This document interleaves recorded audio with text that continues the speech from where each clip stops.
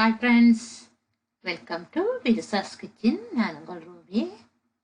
இன்னைக்கு நான் வித்தியாசமான ஒரு பதார்த்தம் உங்களுக்கு காட்டுறேன். ஃப்ரெண்ட்ஸான பேருக்கு தெரியுமோ தெரியல.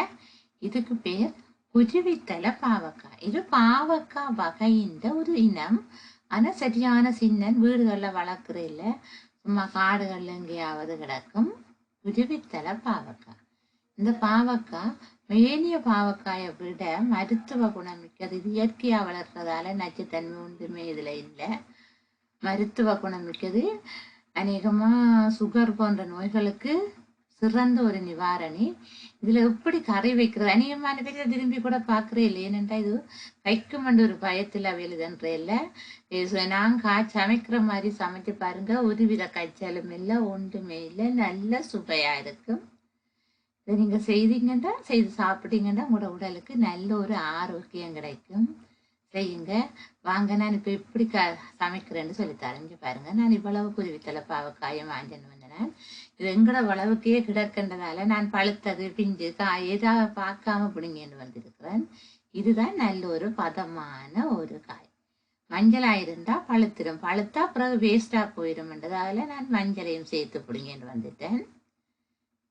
அதுக்கு அந்த ஒரு 1/4 கிலோவுக்கு பாவக்காய் எடுத்துட்டு ஒரு தக்காளி பழம், கருவேப்பிலை, 3 பச்சை மிளகாய், 5-6 சின்ன வெங்காயம் நான் உரித்து வச்சிருக்கிறேன்.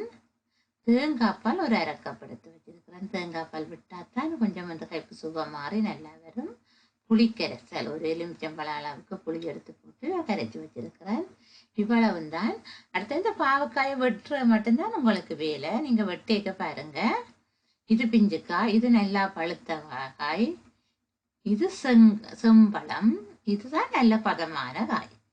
இப்போ நான் வெட்டி காட்டுறேன். நீங்கள் கடையில் வேண்டுறா இந்த பழங்கள் சின்ன பிஞ்சுகள் எல்லாம் வேண்டாம நல்ல அளவான முத்தல் காயா பார்த்து பண்ணுங்க. இது நான் மரத்தில் பிடுங்கினது தானே, அப்போ பழங்கள் கிடந்தா நாளைக்கு வேஸ்டாக போயிடும். அதால பழங்கள் எல்லாம் சேர்த்து அஞ்சினு இந்த இப்படியான நல்ல பதமான காயா பார்த்து வாங்குங்க. இங்கே பாருங்க, இது செம்பழம்.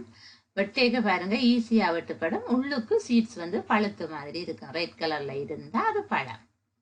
அந்த மஞ்சளா இருக்கிறத வெட்டினோம்னா இன்னும் நல்ல பழம், சுவையா சாப்பிடலாம். அப்படியே சீட்ஸ் எடுத்து போட்டு இந்த வெளிப்பக்கத்தை மட்டும் எடுத்துக்கொள்ளுங்க. எங்கள்கிட்ட சாதாரண பாவக்காய் நாங்கள் வெட்டேக்க எப்படி வெட்டுறோமோ அதே மாதிரி நீங்க எடுத்துக்கொள்ளுங்க. ஆனா அந்த பாவக்காயை விட இந்த பாவக்காய் நல்ல சுவையா இருக்கும். இது கொஞ்சம் கஷ்டமா இருக்கும் வெட்டுறது. ஏன்னா இதுக்கு சீட்ஸ் கொஞ்சம் இதாக இருக்கும். பழுத்ததண்டா தான் இலகுவாக வரும். அப்படியே 4 துண்டா வெட்டி போட்டு சீட்ஸ் எடுத்துக்கொள்ளுங்க. அவ்வளோத்தையும் நான் வெட்டி போட்டு உங்களுக்கு இப்போ எப்படி சமைக்கிறேன்னு சொல்லித்தரேன். எடுக்கிறது கொஞ்சம் கஷ்டமா இருக்கும். அப்படியே தோண்டி விட்டோம்டா வந்துடும். பாருங்க, நல்லெண்ணெய் ஒரு பாத்திரம் அடுப்பில் வச்சு போட்டு. இப்போ எங்களுக்கு கேஸ் இல்லை, மண்ணெண்ணெய் இல்லை, விறகு கஷ்டம். அப்போ இப்படியான கஷ்டத்தில் நாங்கள் வாழ்கிறோம். பாருங்க, இப்படி சமைக்கே கரண்ட் போகும், கரண்ட் வரும். இவ்வளவு துன்பத்தின் மத்தியிலையும் எனக்கு வீடியோ போடணும் அப்படின்ற ஆசை. வீடியோ போட்டுட்டு இருக்கிறேன். ஆகவே என்ன சேனலை நீங்கள் மறக்காமல் சப்ஸ்கிரைப் பண்ணிக்கொள்ளுங்க. ஸ்கிப் பண்ணாமல் கடைசி வரைக்கும் இதை பாருங்க. எண்ணெய் கொதிச்சுட்டு வரைக்க நான் இதுக்கு வெங்காயம், கருவேப்பிலை, பச்சை மிளகாய் 3 போட்டு தாளிக்க போறேன். நீங்க தேவையண்டா பெருஞ்சீரகம் அதுகள் எல்லாம் போட்டுக்கொள்ளலாம். நான் அது ஒன்றுமே போட இல்லை. அதுகள் எல்லாம் போடாமலுக்கு இந்த இவ்வளத்தோட செய்யவே நல்ல சுவையா இருக்கும் உங்களுக்கு. அப்படியே பொரிஞ்சிட்டு வந்தா பிறகு இப்பதான் கொஞ்சம் பெருஞ்சீரகம் போடுறேன். நீங்க தேவையண்டா போட்டுக்கொள்ளுங்க, எல்லாம் போட விடலாம். கருவேப்பிலை அப்படியே அது பொரியட்டும். அது பொரிஞ்சுட்டு வார சந்தர்ப்பத்தில் நாங்கள் இந்த பாவக்காயையும் கொட்டி கொஞ்ச நேரம் பொரிய விடுவோம். நல்லா பொரியணும்னு தேவையில்லை. கணக்கு எண்ணெய் விடையில பாருங்க, இந்த எண்ணெயில ஒரு வதங்குற தன்மைக்கு இதை வந்ததுண்டா காணும். கிட்டத்தட்ட இது 1/4 கிலோவிலையும் கூடுதலா இருக்குமென்று நினைக்கிறேன். அநேகமா எங்கட விட்டு எல்லாரும் சாப்பிடணும் இந்த பாவக்காயா வேணாம். நான் நல்லா விரும்பி சாப்பிடுவேன். எவ்வளவு கிடைச்சா கூடி நான் கணக்க சாப்பிடுவேன் இந்த பாவக்காய். அவ்வளவு எனக்கு இந்த பாவக்காய் விருப்பம். நான் எனக்கு சட்டன் சமைக்கிறேன். இது நான் தான் இவ்வளவும் சாப்பிட்டு முடிச்சினேன். இந்த பாவக்காய் சாடையா பொரிய துவங்கிக்க நீங்க தக்காளியையும் போட்டுட்டு அப்படியே மூடி விட்டுருங்க. அந்த எண்ணெயிலேயே பொரிஞ்சு வரட்டும். அப்படியே நாங்கள் மூடி போட்டு விட்டுருவோம். அப்புறம் நான் கொஞ்சம் நேரத்தால காட்டுறேன். சாடிக்கு பிறகு இப்போ கரண்ட் போயிட்டுது. கரண்ட் போகும், கரண்ட் வரும். இது பெரும் பிரச்சனை. ஒரு நாளைக்கு 6 மணிக்கு விட்டுவாங்க, 12 மணிக்கு விட்டுவாங்க. நாங்கள் என்ன ஏதென்று சொல்ல இல்லாத நிலைமையில கரண்ட் போகிறதும் வர்றது. கொஞ்ச நேரம் வரும், உடனேயும் சில வழியில வந்துடும். அப்படியே தண்டி போட்டு மூடி விட்டுருவோம். கொஞ்ச நேரம் அவியட்டும். அப்படியே தண்ணி விடையில, ஒன்றுமே விடையில. அந்த தக்காளி போட்ட எண்ணெய், பாவக்காயில் தண்ணி இருந்து அதுகளில் தான் நான் அவிச்சு கொள்ள போகுது. அப்படியே விட்டுட்டு நான் உங்களுக்கு காட்டுறேன். கொஞ்சம் அவிஞ்ச பிறகு காட்டுறேன். கொஞ்சம் கரண்ட் வரட்டும், அதுக்காகத்தான் வெயிட் பண்ணுறேன். இந்த நேரம் உப்பையும் போட்டு விட்டோம்னா அவிஞ்சிடும்.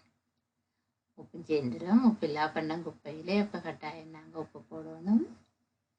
இதுக்கு சாடகையாக மிளகாத்தான் கரண்ட் வந்துட்டு பார்த்தீங்களா. நான் மூடுறதுக்கு இடையில கரண்ட் வந்துட்டு கொஞ்சம் மிளகாத்தூளும் போட்டுக்கொள்ளுங்க. உப்புத்தூளும் மிளகாத்தூளும் தேவைன்னா நீங்கள் மஞ்சள் தூளும் போட்டுக்கொள்ளலாம். நாங்கள் மிளகாத்தூளுக்கே மஞ்சள் தூள் எல்லாம் போடுறோம். நாங்கள்